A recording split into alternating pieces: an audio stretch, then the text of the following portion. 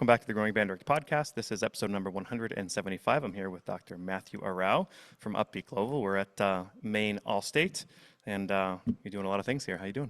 It's great to be here. It's amazing to be here in person with you, Kyle. Yeah, it's awesome. Yeah. We're outside the band hall, and things are going well. So I pulled it up, episode number 81. You and I got together in April of 2023. Wow. And it's been a year plus, 13 months since then. Yeah.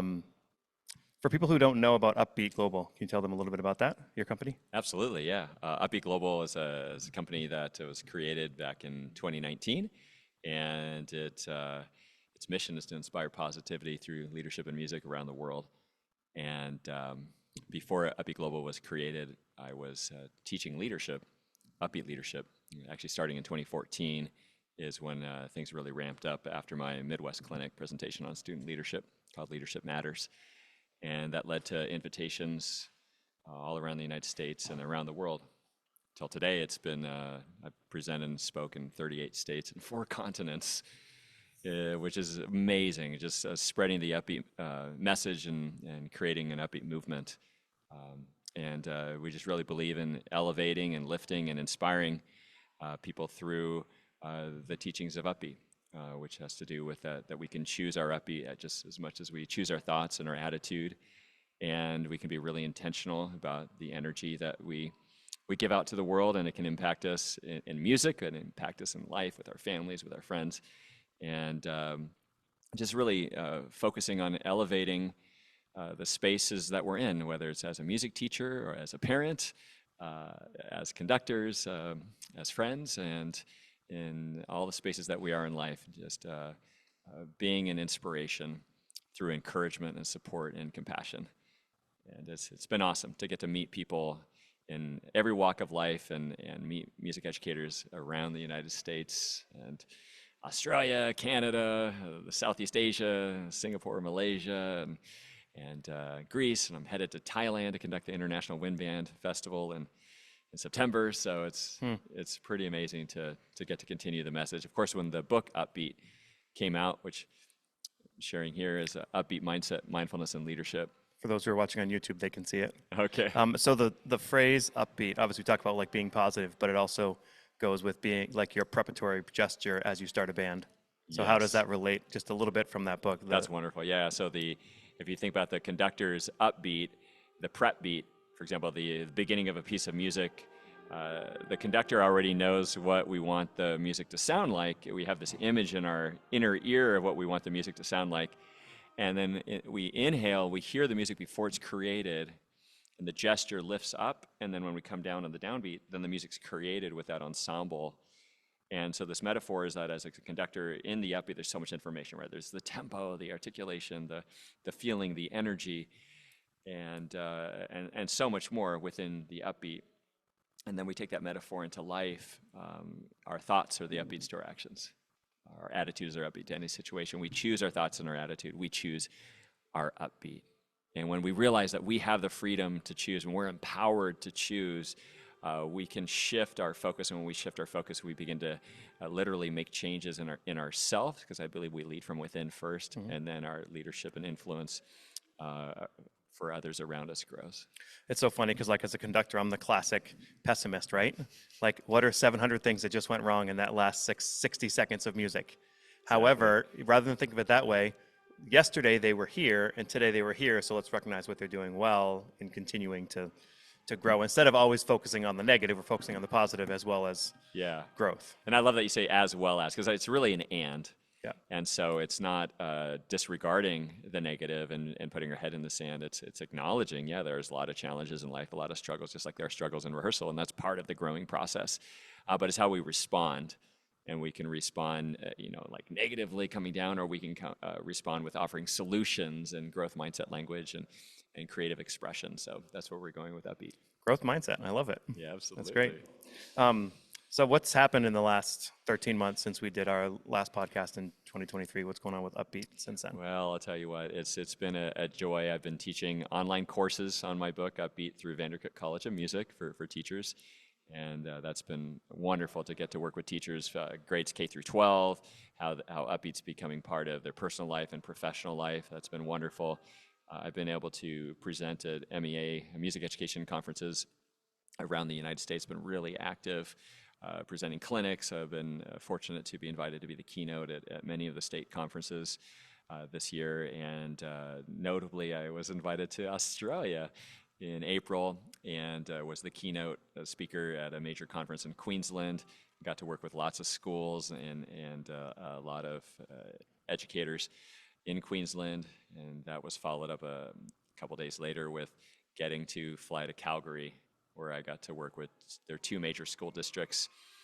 And very exciting to spread the upbeat message, not just for music programs, but also for the entire district in Calgary. That's a flight, huh? Yeah. How much do I really want to go to Australia? Well, the one to Australia, that was definitely 30 hours. Where did you fly from Wisconsin? So fascinating. It was Appleton, Wisconsin to Minnesota, Minnesota to Los Angeles. Then the long flight is like the 15 hours, Los Angeles to Sydney. Then we changed airlines from Delta to Virgin Australia, so we had to actually like leave the international and go to the domestic flights, change over to Virgin Australia, and then we flew from Sydney to Brisbane, which is where most of the events were. Yeah. So you didn't stop in Hawaii.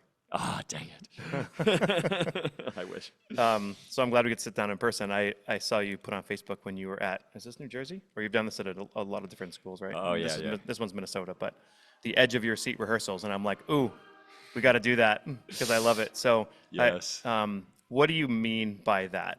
All right. So, Kyle, have you ever been a performer, like a musician in a rehearsal where the conductor ended up going really deep and working with another section, and you found yourself just sitting there twiddling your thumbs, not being involved for like 5-10 minutes or longer?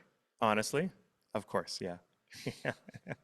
And we always say, yeah, but you need experience to music. Listen along to the music, and like that works for a little bit, but then daydreaming also happens. Right.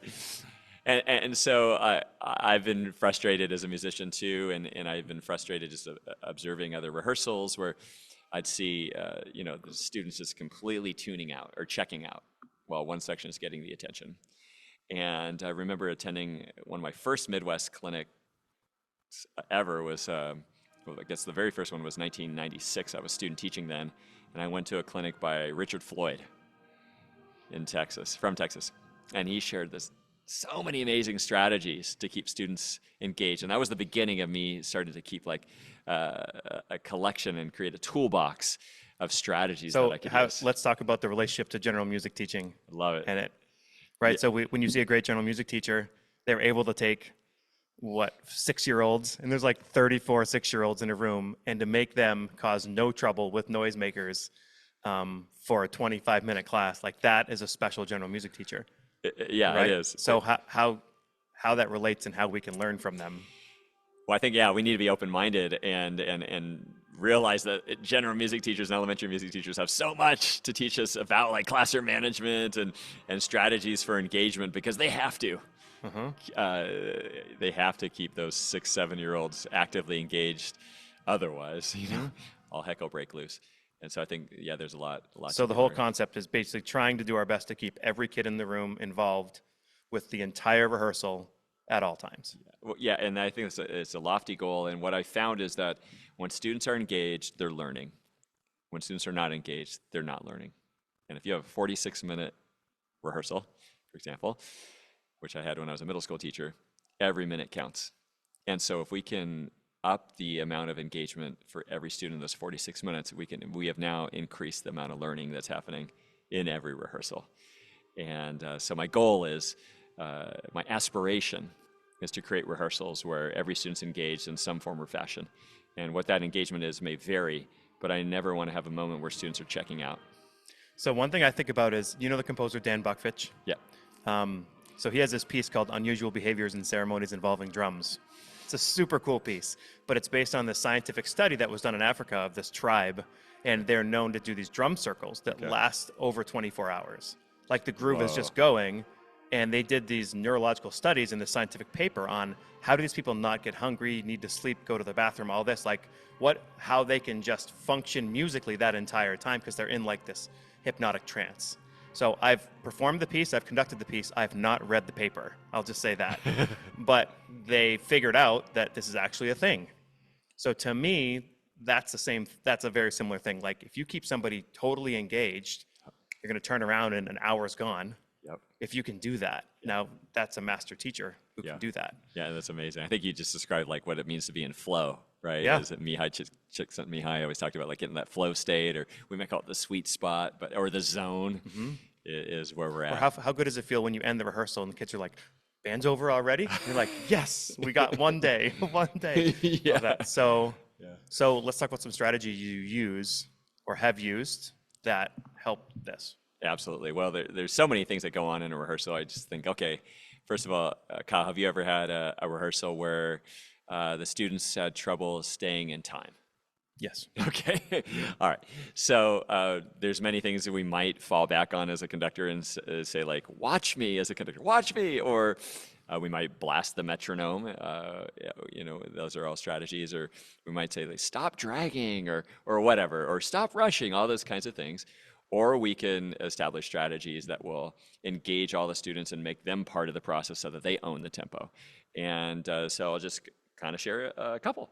Yeah. All right, cool. So, and some of these I've learned from other people, just kind of grabbed them, and we're just going to share them here today. So one of them is to have all of the students that are not playing, let's say I'm working with the clarinet section, have everybody else, okay, you're going to become a human metronome, and you're just going to subdivide eighth notes on ch. So it just sounds like ch, ch, ch, ch, ch, ch, ch, ch, ch, ch, ch, ch, right, whatever the tempo is, and we can conduct the tempo to kick it off. You could also have a percussionist keeping tempo with a snare, but having everybody else subdivide. Now, we can have some people subdivide with their voice, but then we can get them physically involved as well. So often people will use the snare drum in the back, which I was taught, and that's great, but everybody else is doing nothing. So you can use a snare drum, but you're forcing everybody else to stay engaged. Yes, and then the next level is to get people kinesthetically involved beyond just using their mouth and their vocal cords. Now I say, egg shakers up. Now, you could give an egg shaker to every single student. That could be dangerous.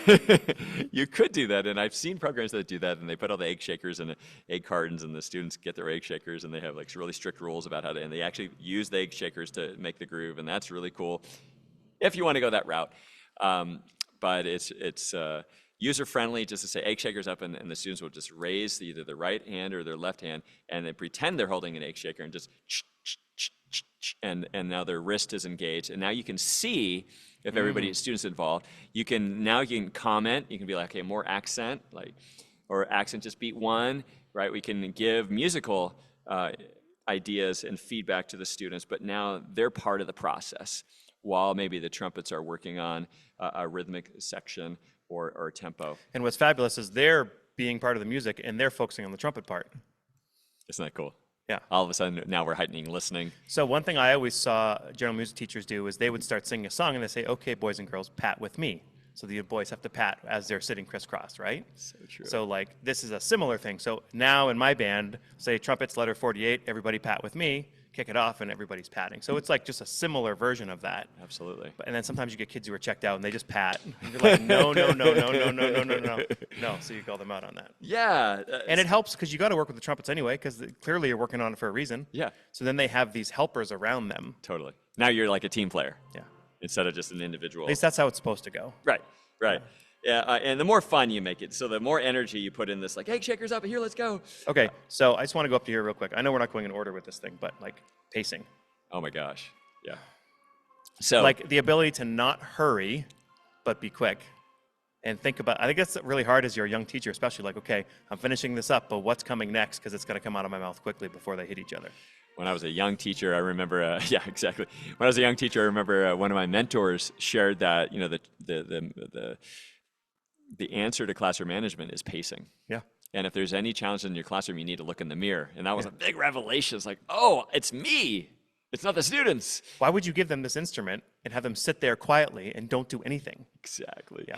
Yeah, and I was taught, like, don't cut off the band if you don't know what you have to say. Like, keep them playing until you can think of what you want to say. Don't cut them off and then say, like, oh, let me think about it, because by then you lost them. You have to, like, somebody said once too, like, even if you're young enough, you're like, I don't know what to do.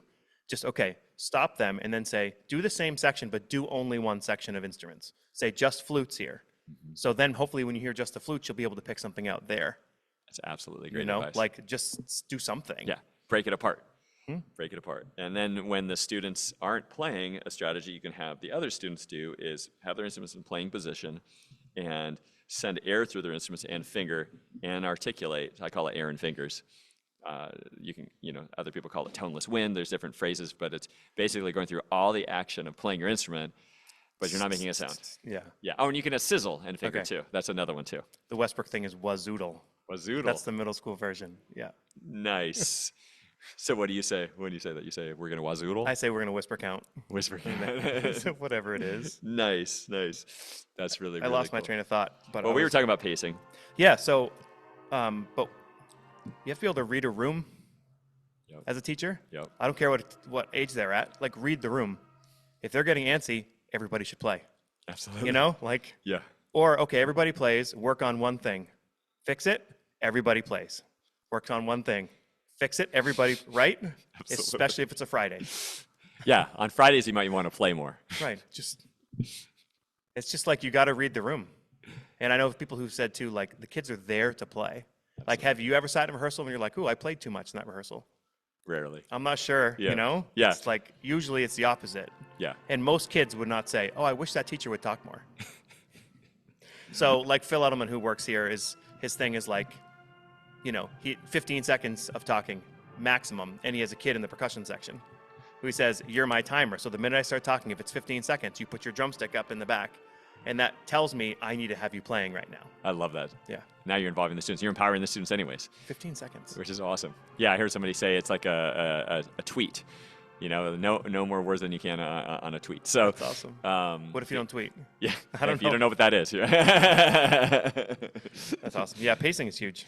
Yeah, but engagement is also you and the energy you bring, and I even share even humor, telling stories, bringing emotion into it. Those are all things that engage people too. Like caring about the music, loving the music, being excited about it is important. If it feels like we're just going through the motions, that we're just we're watching the clock, the students will feel the same way. So I think that's important to remember. Engagement isn't only just doing stuff; it's also how we approach it. The practical way that I can do that, because I'm in the public school all day, every day, right now. Like, that's what I do. So I know how it feels to be a teacher right now, right? Yes. Score study is it for me. Because if I'm working on a piece and I haven't really studied the score, I'm going through the motions. Because there's a lot of things in school that drag you down. Yep. A lot of the stuff we deal with as school teachers every single day that just feel like you get beaten down. Because there's a lot of times, and maybe not every school is the same way, but sometimes they treat the grown-ups too much like the students. They're used to all the rules, so then sometimes it's we had a meeting yesterday, we went to Starbucks. We felt like we were playing hooky because we're meeting 2 blocks away at Starbucks. It's like, what other business would act that way? So anyway, it's a different situation, but you get beat down so much. I just think that when you're excited about Copeland, Yes. right? Because that brings us back to the joy of making music. Yeah. I'm not here with these kids who maybe are giving me a hard time right now or whatever. I'm hanging out with Aaron Copeland, and the kids happen to be here too. So then, if you're really excited about something, Yeah. because you've been able to do that score study ahead of time. So some people say, "Well, I don't have time to do it." Well, devote 5 minutes 3 times a week. Just start with that. Anytime you have a study hall or something, sit at a piano for 10 minutes and just figure out. I've never sat down with a score and not learned something. Absolutely. Even a score I think I know really well. It's like, oh, New discovery. And then you point it out to the kids, and you're excited about it, so then they're excited about it. So to me, that score study thing is a way that helps me get energy and not get bogged down with it's period 3W on a Wednesday. Mm-hmm. Yep, it helps me stay more connected to music. Yeah. When I sit down at the piano and play through it, I'm being that musician, and that keeps it fresh and vitalized for us. What are some other things you do in rehearsal to keep kids engaged? Let's see. I have students bopping. That's a strategy I just want to share. So let's say we're working on something and the rhythm's not aligned. We can have the students bop the music, which is just playing the front of the note. So a whole note would sound like dot. A dotted quarter note would sound like dot, So right? everything's a single eighth note, Everything's tongued, but then there's silence in the rest. Kyle, do you ever have students that learn music by ear, by rote, but they don't really understand how to count it? Yeah. Okay. Bopping reveals that. Yep. And it pushes students out of their comfort zone. All of a sudden, they have to they can't just play it how they think it sounds. The same thing, another strategy is to have students subdivide all the rhythms. So like Amazing Grace would be da da da da da da dee da da da da da da da da da da da da da da. And now all of a sudden you're getting them to feel that subdivision, play that subdivision, so when they play it as written, it's internalized. And that's why we use these different strategies. Bopping has so many amazing things that actually you can notice intonation, you can hear tone quality with bopping, and then alignment, and just so many factors. That subdivision helps us internalize it. You could divide up the band into 3 places and have one group play it as written, one group subdivide it, one group bop it. You can have the percussion create a groove. I love asking the percussionist to make up a groove, and they can decide amongst themselves like what feel it's going to be. It doesn't always have to be just boring eighth notes or metronomic. It can be like, okay, they decided we're going to make a rock groove. Awesome. Let's do a rock groove over this piece to help us solidify the rhythms and the winds. Another strategy I actually use in rehearsals is I say percussion, you're playing every single rep. Percussion, you're in every single time, except for if I say no percussion. But that means that almost all the time percussion are playing rather than the opposite, which you see in most bands, which is percussion play less and less and less. I like to involve the percussion almost all the time and draw the attention of the students' ears in the woodwinds and brass back to the percussion so they see how their parts fit in, so they notice the percussion, and we celebrate the percussion and make the percussion voice as important as the woodwinds and brass. The bopping thing, another thing I'll do as a trumpet player, but it works with any key instrument, is you do that with the keys. So you can literally hear click, click, click, click, click, right? And it forces everybody's technique to get where it should be. That is awesome. Yeah. That's really, really good. Jazz band, trombone section, go at the end of the trombone section and look at the slides and see if the slides are moving exactly at the same time. Like Brilliant. that's another thing people do too. That's amazing. So how do you have your band? I mean, we all want our bands to sing as part of warm-ups and Yep. developing their ear and all that. How can we use their voice during rehearsal to help somebody else with a part? I love that. So I like to start beginning band with having students singing and to make singing just a normal part of band. So, and now if you inherit a program where they haven't sung before, you can start with having students hum and then opening up to an ah and just making it more and more regular so that it becomes part of the culture of the ensemble. You want them to know that like great musicians sing. So we can have students like some groups can be Aaron fingers, some groups can be sizzling fingers, some groups can be like singing their part. And don't criticize their singing. Like just Absolutely. encourage them. Encourage Yeah. it. Yep. In fact, here's a kind of a neat trick. Don't even say sing. Say speak your part. Speak your part on da, and that's fine. And then say, pitch doesn't matter. Absolutely just start with that. Then students will start da, da, da, da, da, da, da, but then you can sing with them, and then more and more students will start to sing on pitch, even though you haven't asked them to. Yep. And I found that creates a real safe space for people to kind of come along, and eventually, before you know it, more and more students will be. Sometimes I'll have students who are working on a part and it's not there. They need a couple more reps to get it, but the band is starting to lose it. That's when I have the band sing it with them. That is awesome to support them. Yeah, sing with them. So then all of a sudden they start singing it, but they don't know what it's supposed to be because they weren't listening, Oh, right? So yeah. like then all of a sudden it helps. It helps build. Yeah, now the whole adage about like we don't come to rehearsals to learn our parts, we come to rehearsals to learn everybody else's part. Now you're living that. You're saying like, hey, let's sing the tubas, sing the melody that the flutes have. You know, that's really, really cool. Yeah. Conduct, move, and dance. Story. Okay.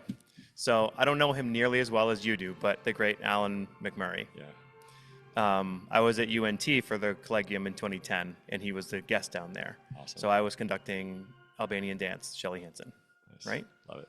Okay. So I was the guy that was really hot from Maine. So it was like 1,000 degrees because it's, Texas in June, and I'm from Maine. Yeah. So I wore a white dress shirt because I was really hot. Oh man, it was probably soaking. Nobody told me you don't wear white as a conductor because they can't see the baton. So I'm the guy who's always made a fool out of myself. So I'm like in front of the UNT Wind Symphony and Dennis Fisher and Corporon and they're all looking and like, by the way, and then Dennis Fisher looks into talking to all the 50 teachers who are there. By the way, never wear white when you're He conducting. calls you out. Yep, that's me. So anyway, he wanted to try to get me to dance and move on the podium when McMurray came up and worked with me. Yeah. So as someone who studied with him, you probably know what he probably did with me, but we did the Siamese twins things. We put our arms around each other and we had to conduct with our eyebrows and our bodies and dance. in front of the UNT Wind Symphony. And here's like one of the best ever to do this. And I'm like, Beginner. it was hilarious. I love it. Yeah. So how did that change you as a teacher and a conductor going through that experience? As a person, it didn't change me because I've always been fine with getting embarrassed by screwing something up, and that's never bothered me. Yeah. And for the people who it bothers that, like I have a hard time relating to that because I've never taken stuff like that personally. Yeah. The big thing I got out of that clinic was ictus, use more wrist. Because I was using a lot of elbow and I wasn't, so there's a thousand things you can do, like put the paper on the end and flick it off and whatever. But so I went home because my band room is tiered, right? It raises. So over the years, my level gets higher and higher and higher. So just thinking the playing down and thinking more about the tip of the baton and more wrist. That's what I left with there. Yeah, that's great. Yeah, so for me, I think getting our students out of their seats and actually conducting and singing the music is huge. Students can go through years of being in band and never understand what a conductor's doing. Like literally. They're like, I don't know what this means. I just watch them, but I don't really know how to do it. So beyond teaching them how to conduct, what are the strategies? So I get them up in conducting. I actually, in terms of like movement, I actually think it's one of the strategies I use is connected to Dalcroze, which is I'll have a section play a musical phrase, and I'll have the other students in the ensemble either raise their right hand or left hand and bring it up into the air, kind of parallel to the ground, and then have their hand show the shape of the phrase. And if they show a flat line with their hand, then that means that we have a long ways to go in terms of musicianship and expression. But if they're showing like hills and valleys and waves, then we're doing really, really great. So it's really revealing to the players who sometimes think they are showing dynamics and creating a phrase, and it highlights that sometimes we need to dramatize it and go above and beyond what we think we're doing in order to communicate it to the listener. I heard Trey Blanco, director of bands at Butler University, when he was here in Maine, he talks about stage makeup. About like when you see an actor or an actress backstage and they're like, whoa, it's a lot. That's more. Way too much makeup. But from the stage, you can tell. So that's, when you're on stage, you might think you're doing it, but you're not doing enough to an audience member who doesn't know it's coming for them to understand it. Yeah. So, I mean, dynamics really are a huge thing for musicianship to have a huge range. Absolutely, without a doubt. So, what are we starting with? You want to go to listening? Yeah, we're going to go to listening. 5 levels of listening. I was just revealing to you off air, though, that I don't sing enough with my band. Like, I believe in it, and I've talked about it, and I know how to do it, but then I turn around and I'm like, oh, we haven't sung. Yeah, we're all a work in progress. Oh yeah, I mean, we almost need to put little sticky notes on our stand to remind us of areas that we know we want to do, but we keep forgetting, right? Because we get into habits of doing things the same way over and over and over again, and then our students kind of get used to the habits. But if we can mix things up, it also increases engagement. Yeah. So. All right, 5 levels of listening. Okay, awesome. So I think one of the most important things we can do as music teachers is heighten listening in ensembles. For me, also, music education and music itself is so powerful from a human element because we can teach students to listen deeply to one another as musicians, and my hope is that we can then transfer the listening levels that happen in a rehearsal into how we listen to one another as human beings outside of rehearsal. And I think if music education can do that to elevate listening to human, and increasing that heart-to-heart communication, we can start to elevate how we get along with people with differences. And there's a reason you have one mouth and 2 ears. I love that. I love that saying. It's absolutely true. Yeah. So what I share is we can change the sound of an ensemble when we change the listening levels. So I share that there's 5 levels of listening, and the first one is just listen to yourself. That's great. We should listen to ourselves just as human beings. We need to listen to our inner voice, have confidence in our voice, and share our voice. So that's part of it. Being an ensemble is like listening to what do I sound like. Then we're going to ascend these levels. So level 2 is now listen to somebody who has the same part as you within the same section. Okay, so now you might be listening to people on either side of you. And then level 3 is listen to somebody who has a different part. Either side of you, yeah. Some people call it listening trios, Yep. right? That changes an ensemble, just that level. Absolutely. Isn't it amazing? Yeah. Yeah. Well, it's kind of cool the parallels into like human relations, because when we're younger, we kind of think the world revolves around us. As we get older, we start to become more aware that, oh, there's other people in this universe. Yeah. And now we start, oh, they have feelings. What are they feeling? And it changes how we interact and at least empathy, I think, which is great. So in level 3, now you're listening to somebody who has a different part within the same section. This may not apply in all sections because there's not always like another tuba part, right? Right. But so level 4 is listen to somebody who has the same part as you in a different section, right? So you might, if you're playing the bass line, you might listen across. If you play the tuba, you might find that bass clarinet, that bassoon, the bari sax. Let's start locking it in, and then we can start thinking about the blend, the color that we want to have there, or who else has the melody with me, who am I playing with, who has the harmony voice. Now you're really stretching your ears, and it's getting beyond your trio.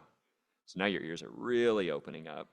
And then the final level is to listen to a different part in a different section and notice how your part intertwines, complements, works with that other part. And now you're basically starting to listen with the ears of a conductor. And we're helping them mature as people because we're teaching them how to listen to other people and focus on somebody else that's not yourself. Yes. Like the hand game. Like, have we done this? So Oh, yeah. Put your hand up, right? Yep. So the people who are not watching, I'm Yep. going to try to narrate here. So Yep. we're doing like a high five, but there's a couple inches between it, right? So I'm going to look at my hand, and I'm just going to move it, and he's going to look at his hand, and he's going to try to keep it with me, right? And I'm being So a really hard to terrible do. leader here. It's This is so hard Dr. to Tim do. all the way. Yeah. Okay, so then we go back, but I'm going to look at your hand, and you look at my hand, Okay. right? And I'm going to try to move, but keep you with me, right? So Yep. that lesson of Now we're a like being team. able to focus on the other person, Yep. right, makes you a better human and more mature. So. Yeah. And obviously now it starts to heighten our listening even for intonation, because what are we listening for? We're listening for blend, tone, tuning, all those kinds of matching tone qualities is so important. Finding the harmony with the other person. I love talking about the parallels between learning music and leadership and communication, because I think it does elevate who we are as human beings when we teach music with intention that way. And we were talking about the Pong game with Ed Lisk. Yes, so another Pong game. We're gonna play this game with everybody and see how everybody does. Okay, so this is a really important strategy that Ed Lisk taught in his Creative Director series. And if you ever have an ensemble that's not in time, rather than saying, hey, watch me or don't drag or don't rush, just do this game, and then when you go back to playing the music, you'll be amazed at how it elevates. It works on them basically having an inner voice, right? And like what we call counting. Like, are you counting? Wait, what's that? Don't college people call it audiating? Yes. That's a very Yeah. I say audiating. Sounds I don't fancy. even know how to spell that on the board. So I don't say that. But yeah. So what's the game? Okay, so I like to have everybody in the ensemble hold their palms up. And then I like to start with counting 1 through 5 at about a tempo of chord note equals 72. It's kind of a heart rate tempo. And so you count 1, 2, 3, 4, 5, 1, 2, 3, 4, 5, 1, 2, 3, 4, 5 at a slower tempo. And then when your palm's up, you're counting out loud, but then you flip your palm over, and now everybody in the room counts silently in their head, and you can't tap your foot, you can't mouth the numbers in any form or fashion. And let's just try it, because then there's a level 2 that I'll introduce next. But shall we try it together, Kyle? Sure. All right, so I'll lead, but we'll do this together. So we can even count out Are you loud going to say together. flip when you flip so people No. who are just listening Oh, that's a can... good idea. Okay, here we go. That's absolutely right. Here we go. 1, 2, 3, 4, 5, 1, 2, and flip.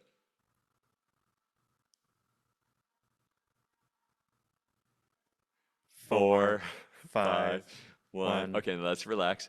So there's a lot of percussion going on in the background, and so I thought it might be a little tricky, but I was relieved that we Doing this ended to up, John Mackey is yeah, hard. Yeah, we did this. We did this together. So, but what's really neat is that and it'll usually happen, not everybody will be on the same number when you flip over, and that's great when that happens. And celebrate it, because now you have the opportunity to say, what could you say inside your head to increase your odds of being accurate? And what you're looking for is for a student to say subdivide. Then you say, okay, cool, now subdivide in your head. Instead of just 1, 2, now you think 1 and 2 and so let's try it now, Kyle. So we're going to count out loud. We're going to do the subdivision. I might even flip over on an and beat. Okay, here we go. And 1 and 2 and 3 and 4 and 5 and 1 and flip. And flip. 5 and 1 and 2 and flip. And